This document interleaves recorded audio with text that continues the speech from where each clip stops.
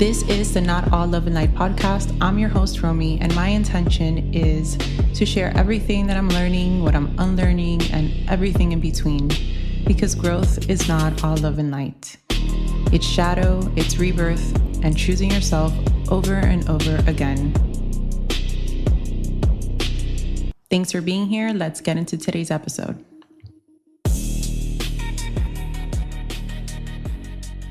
Welcome back to the Not All Love and Light podcast.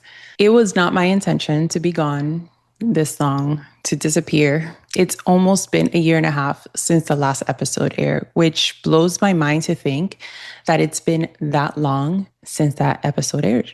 It's crazy to me. I love doing this work. In the past, I've had amazing guests and some not so amazing people as well.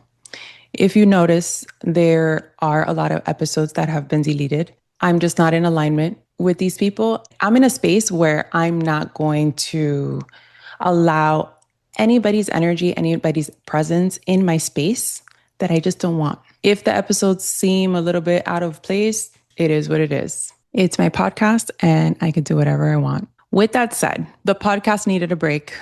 I needed a break. I needed to see and feel out exactly what direction I wanted moving forward. I've evolved so much since the first episode aired, which was 4 years ago. I wanted to do things that reflect where I am. I am someone that's always evolving, always changing. This is my project and it will continue to evolve and grow as I grow. In this year and a half that I've taken this break, the one thing that was certain is that when this podcast came back, it was going to be solo episodes, at least for now. Like I said, I'm always changing. I'm always evolving. I'm allowed to change my mind. If I feel a conversation is in alignment, I'll have it. Having guests on the show is not really what I feel called to do right now. I have a lot to share with you guys myself. This is the rebirth. This podcast has a new feel. It's different. I'm different. And I love it. I love it here. I love where I'm at. In this year and a half, I've gone through my own healing journey. It's incredible when you continue to put the work into yourself, how much your life could change. This work is not easy. I see so many posts that people are saying they didn't know that healing was going to be so hard. They thought it was just journaling and meditation. And it's so funny because that is the message that I like to give out. It's not all love and light. What I've gone through in the last year and a half, the evolution that I've gone through, it has not been love and light. There's been a lot of joy and a lot of happiness and a lot of great things, but internally, especially the last couple of months, I attempted to revive this podcast in Scorpio season, just when it started. That's when I felt like I really missed the podcast. I really want to get this going again. The first episode I tried to record, nothing worked. Nothing worked. I couldn't get the microphone to work. I couldn't get the camera to work. I was getting frustrated because I just wanted to do this. But I took a step back. I checked in with myself. Something felt like it wasn't time. I pulled tarot on it. My confirmation was there. It's not time. Now I see. Now I see why it wasn't the time. My healing journey, all of the layers, all of the things in my subconscious that I thought I had healed. That's the thing with your subconscious. You really don't see things sometimes. You're just so far from it, especially when you're in this world and you're doing this work. You're so aware there's cracks and there's going to be ways that it's going to try to protect you. The things that were coming up for me, man, things that I just needed to release and let go. The way that I was showing up for people, the way that I was showing up in relationships. Scorpio season felt like I was fighting the final boss in a game. The big boss at the end when you finally have passed all of the levels and you gotta fight this big, bad boss to win the game. That is what Scorpio season felt for me. And I won. I won the game. The rebirth that came from that, the person that was born from that, man, I've never felt so incredible and so great and so aware and so detached from so many things. It was necessary. So the podcast was not ready to come out. It would have been a hot mess. I'm so glad that my guides always have my back and they frustrate me by doing things that I don't want to do, but then we see why. We see why things needed to happen the way that they did. In this year and a half, apart from going on my own journey and trying to figure out the direction of the podcast and what I wanted to do, I've also been in school. And I know that I've mentioned it in some episodes. I don't think I've really gone into detail as to what it is that I'm doing. When I was 18, I moved out of my house. I was working. I needed to learn how to support myself. I was never taught how to manage my money, how to manage my finances. It's crazy because my dad was very YOLO. You only live once, spend your money, whatever. And then my mom is not. So my conditioning around finances was insane. We've got a hold on that now. But it was insane. When I was 18, I needed to support myself. I hated school. At this time, I didn't even know that I had ADHD. I wasn't diagnosed until actually I had my son. So at least 25 years old, I was not trying to go to school. Even though I didn't live with my mom, you still have to apply with your parents if you were under 25. I don't know if that's still the case now. I was not a good student. I had to take remedial classes. If you don't know what remedial classes are, is if you don't pass the state test, they need to do placement tests. And then if you fail like certain things, you have to take these classes that don't even count towards your degree. And then I had to pay for it out of pocket. It was a no-brainer for me to just quit. I didn't want to do it, so I quit. Throughout the last couple of years, the thought of me becoming a mental health counselor has trickled. And I've ignored it because I'm not going to school. I'm not going to school. I remember on a Monday, I Googled, what exactly do I have to do in order to become a mental health counselor so I could help more people? As soon as I Googled it, I said, absolutely not. We're not doing this. We're not doing this. I still do not like school. That Wednesday, I had my therapy session. And within the first 5 minutes, my therapist tells me, Romy, why don't you go back to school to do what I do? Because you would be able to help so many people because of the work that you've already done, not only with your clients, but with yourself. There's so many people in this career that just have a degree and haven't actually done the work themselves like we have. When she tells me this, I just sit there shaking my head, looking at her. I already knew that this wasn't coming from her alone. My guides were speaking through her and trying to get this message to me. My first response was, I cannot do this. I am 36 years old. I haven't even started my AA. I'm a single mom. My kid's autistic. I have to take him to therapy. I have another kid. It's a lot. I cook and clean and I do stuff. And I have my business. I cannot do this. That was the first thing that came out of my mouth. All these excuses. And then I added how much I hate school. I don't like it. I like learning.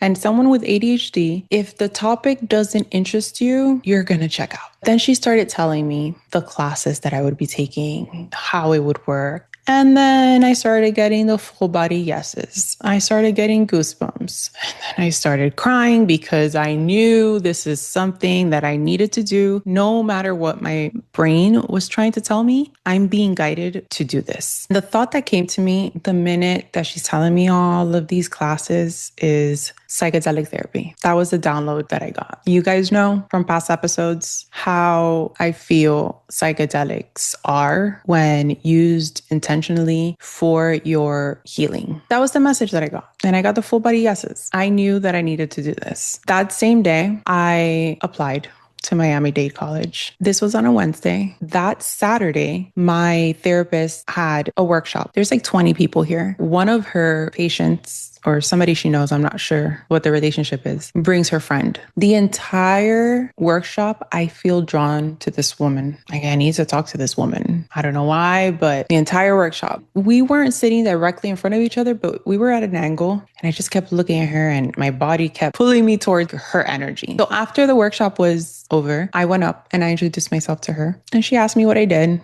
I told her. She's like, oh, that's amazing. So then I asked her, what do you do? She told me that she is the dean of Miami-Dade College. In that moment, I look at my therapist and she looks at me and we're both like, what? So I tell her, that's insane. I just applied on Wednesday. Like, I'm 36 years old. I'm starting my AA. She reassured me, not a problem. She gave me her number. If I ever need anything, let her know, whatever, whatever, whatever, whatever. That was crazy. Monday, I looked up on how to do this. Didn't want to do it. Wednesday, I made the decision to do it after therapy. Saturday, I meet this woman. I get the email that I was denied financial aid. I apply for student loan. I get denied. This part is crazy. My credit was impeccable when I applied for a student loan. There is no reason for me to have been denied whatsoever. I called my mom. Mom, I felt like a child. Can you help me co-sign for a student loan? Because apparently an 18-year-old out of high school could get approved for student loans, but me, a 36-year-old with great credit, all this background, income, all of this, I can't get approved. We apply with my mom, denied again. When my mom leaves my house, I look up and I tell, very angry, to my spirit guides, you guys want me to do this? You guys need to figure out how I'm going to pay for school because I still don't like school and I'm not paying for it. I'm not doing it. You guys need to figure out how this is going to happen if you really want me to do it. Then I get the download to contact the dean. I don't know what it was that I was doing wrong or whatever the case may be. Everything was fixed by the end of the day. Had I not met this woman, I would have just given up because that's it. I think that it was a no-go. This is so in alignment for me to do that no matter how hard it has gotten in the last almost 3 years since I started, I just can't quit it because I don't know what the end result is going to be. I do not picture myself, and this could change. Again, things change. I just don't picture myself in an office having one-on-one sessions with people all day as a therapist. I just don't see it. It's not something like right now, just talking about it, my body's like, no. But there's something that's meant to happen from this. And whatever that is, I'm open to receive. It is what it is. I'm being guided. I am following. The synchronicities and the coincidence, I can't ignore it. And it's been tough because it's been almost 3 years. I've had to sacrifice so much. I'm balancing doing this on my own. When my kids are with me, I am the only parent in the home, cooking and cleaning and doing everything. And I've had to take a step back from my business, the amount of clients that I work with at a time, because there's no way that I'm going to have somebody invest their time, their energy, and their money, and I don't have the capacity. That is just not who I am. For some time, I was working with one client at a time. I was able to open up my capacity to 2 clients at a time the last year. The version that you're going to get with me when you're in a session with me is going to be the best version of me because I have that capacity. I know where my limits are. I'm finally in my last semester to get my AA. So I still have a ways to go. I'm not in a rush. I tried that. I tried to finish and I almost burned myself out. I didn't have clients at the moment, and I tried to take on more classes just to be done because I still hate school. I still hate it. It doesn't matter. It's been a funny journey too. Imagine you start your AA at 36 years old. This part of my story, there's a lot of comedy. Being in a classroom full of kids, you being the oldest one, I've been older than some of my teachers as well, which is always interesting. Being in this space, I could see how much healing a lot of these professors need and how much conditioning goes on in the school system. It has gotten difficult when I've had to just bite my tongue because this is not like a job that I could just get up and go. No, I need to pass this class. It's made me feel very great though, because apparently I blend in very well with these kids. The shock when they find out my age, I love it. It's so fun. It's fun. Even with the teachers, it's fun. They always think I'm like 25, 26. It's great. It's been great for that, especially these kids, man, when they've tried to ask me out on dates and I could literally be their mom. There was this one kid that asked to walk me to my car. Like, sure, let's do it. Why not? I mean, there was a time I was dating younger men, not that young. I am so sorry. My rule was always I won't date anyone younger than my nephew. My nephew is 10 years younger than me, and I think that would have just been too weird for me. So this kid walks me to my car and he tells me, "This is like a mom car." And I look at him and I'm like, "Yeah." And he asked me, "Are you a mom?" I told him, "Yeah, I am." He's like, "Wow, how old's your kid?" This was probably 2 years ago. So I told him, "I have a 6-year-old and a 12-year-old." It's always the 12-year-old, the older one, that's a big shock. Blew his mind. He thought I was like 25. It's great. So that's been great for my ego when it's come to whole school thing. The coolest thing about this journey is that my oldest son is 15 now. I started homeschooling him this year and he began dual enrollment, meaning we're going to school together. Since last semester, my oldest son and I have been going to school together. And this semester, we have 2 classes together. It's great. I mean, sometimes I do things because let's do it for the plot. This would be hilarious. This would be fun. And I'm so grateful because how many parents and how many children could say that they had this experience, that they had college with their mom or with their kid? It's great. I'm loving it. It's great. We just started this week. We had our first class together yesterday. He asked me before, "Mom, if people ask if we're related, are we going to say that we're siblings?" He's so funny. He's so great. This part of the journey, it's fun. And I'm almost done with my AA. That has been a huge part as to why I needed to just take a break from the podcast. This is a passion project of mine. And I do it because I want to share things that have worked for me. Yes, I am not certified or have a degree in mental health yet, but I have helped so many people based on lived experience, my intuition. I've had clients tell me that I've saved their lives.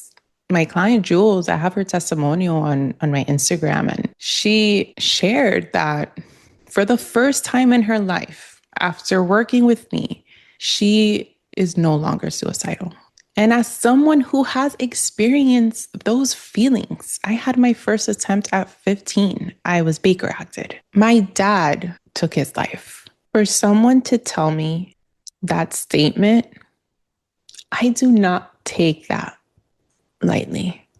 And it just reassures my purpose and what I am doing here. As my therapist says, there's so many people in whatever field, because it's not just therapy. They don't do the work themselves. They don't understand what it is to be where this person is. Everything is by a book. That was a huge realization that I personally had when I went to Tulum to check out the retreat space where I was hosting my retreat. The fact that I didn't feel comfortable saying that I help people heal their traumas.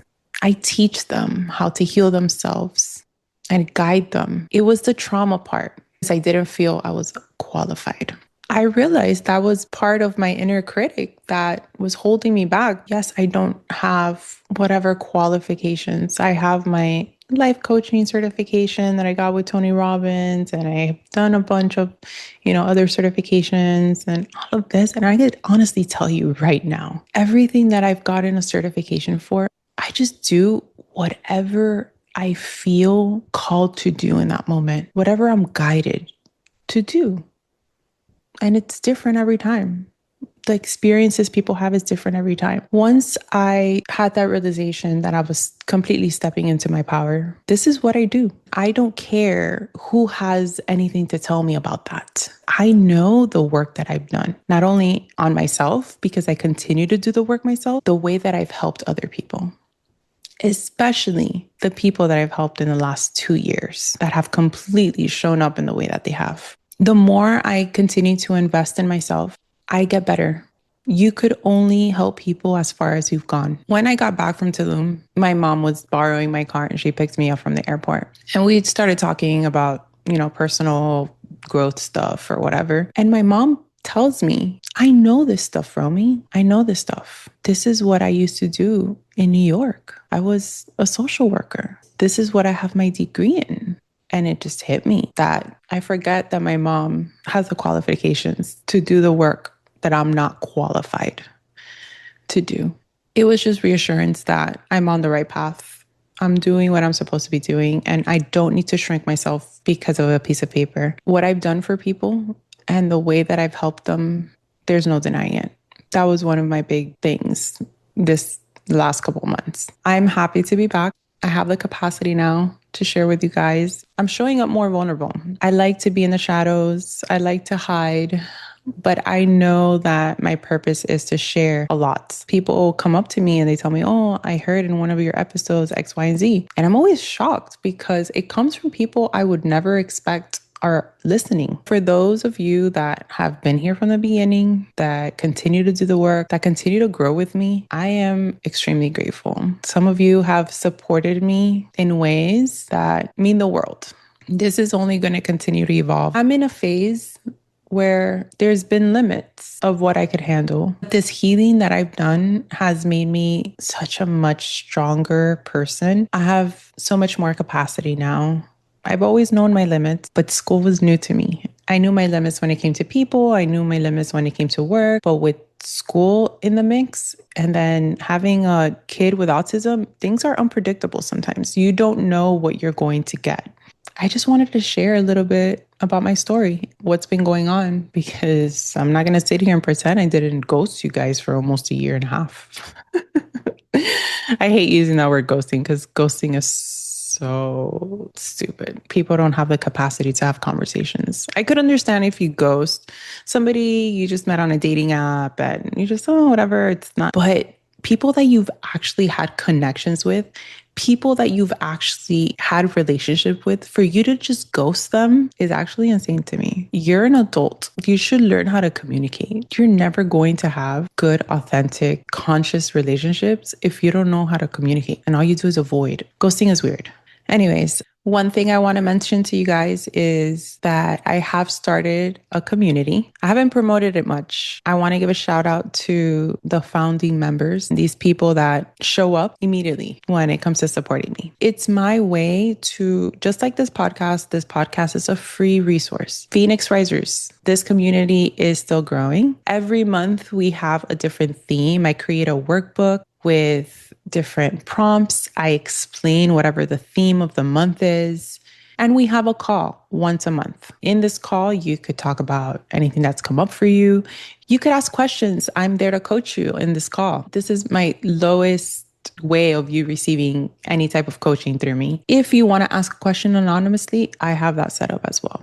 It's just, apart from this podcast, it's my other way of giving back. Healing doesn't have to be expensive, but it is. It is because it requires a lot of time, energy, work. In coaching alone, in the last year, I spent over $10,000 in coaching alone. That doesn't include everything else that I pay for. When you invest that amount in yourself, you're aligning yourself to attract that same type of client. The clients that I worked with last year showed up the way that I would show up. And that is the only type of people that I want to give my one-on-one time with. I am so sorry, but not everybody is meant to sit on a call with me every single week. No, there's different tiers, because this is not only something for you, this is also something for me. It needs to work for me. So this community is a low price way for you to be able to receive some type of healing, but you do have to show up. If you just join the group and you're just there and you're not engaging and you're not really